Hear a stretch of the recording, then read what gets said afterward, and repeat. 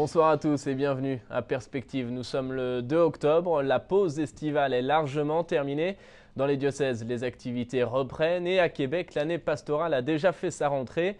L'occasion pour les acteurs du diocèse de se retrouver, de prendre connaissance des nouveaux projets et aussi d'écouter des intervenants chevronnés en matière pastorale. Regardez ce reportage, il est réalisé par le CDQ TV. C'est la deuxième fois que Mme Florence de Léritz se déplace de France à la demande du diocèse de Québec pour enrichir les intervenants en pastoral de la vieille capitale par ses enseignements et son témoignage. Cette fois, ce fut pour le lancement de l'année pastorale 2013-2014. Le thème de la journée était « Pour une Église qui sort d'elle-même ». Pape François nous parle de ce passage de l'Apocalypse avec Jésus à la porte, quand il nous appelle pour rentrer dans notre cœur. Le pape nous pose cette question. Combien de fois Jésus est-il à l'intérieur et frappe à la porte pour sortir? C'est bien qu'il soit à l'intérieur, mais il est aussi là pour sortir. On est là pour le transmettre, pour être contagieux. Et nous ne le laissons pas sortir en raison de nos certitudes, parce que très souvent, nous sommes enfermés dans des structures caduques qui servent seulement à nous rendre esclaves et non des fils de Dieu libres. Ça me paraît important de réaliser tranquillement qu'il n'y a pas de vie et pas de croissance sans crise. Et c'est quelque chose où on peut être tellement dans la peur par rapport à un monde qui nous paraît rejeter profondément le christianisme et la culture chrétienne, de comprendre que oui, c'est une crise, mais il n'y a pas de croissance sans crise. L'archevêque de Québec, Gérald Lacroix, a également pris la parole à quelques reprises, entre autres pour l'homélie de la messe qui a été célébrée avec les personnes présentes. Les temps sont favorables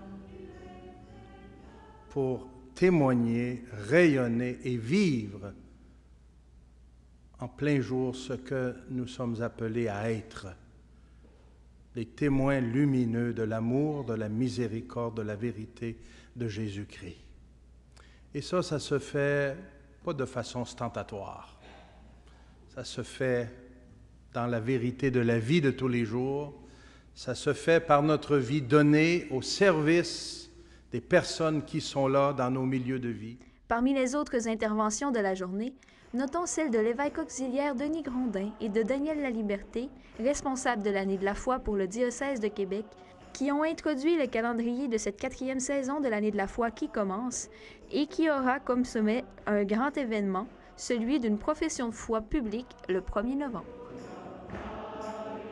Que Dieu Tout-Puissant vous bénisse, le Père, le Fils et le Saint-Esprit.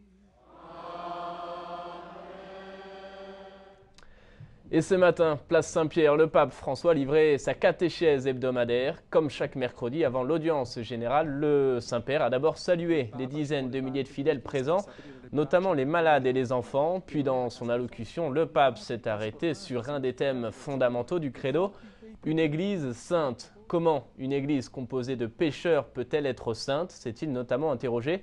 Écoutez le résumé de sa catéchèse. Bien qu'elle soit constituée d'hommes pécheurs, nous professons dans le credo que l'Église est sainte. Elle est sainte car elle vient de Dieu qui est saint et qui ne saurait l'abandonner. Elle est indissolublement unie au Christ qui s'est livré pour elle et qu'il conduit par l'action du Saint-Esprit. L'Église n'est pas constituée de gens parfaits, mais elle accueille tous les pécheurs afin de les conduire à la sainteté. Elle est la maison de tous. Tous, faibles et pécheurs, perdus ou découragés, nous pouvons vraiment y être renouvelés, transformés par la rencontre du Seigneur qui nous sanctifie. Par sa grâce, nous devenons capables, malgré notre faiblesse, de vivre dans la charité pour la gloire de Dieu et le service du prochain. Et après l'audience générale, cet après-midi, le pape François a retrouvé le Conseil des cardinaux réuni pour la 2e journée au Vatican. Ce groupe de cardinaux chargé d'aider le pape dans le gouvernement de l'Église a évoqué aujourd'hui divers aspects touchant à la réforme de la curie romaine.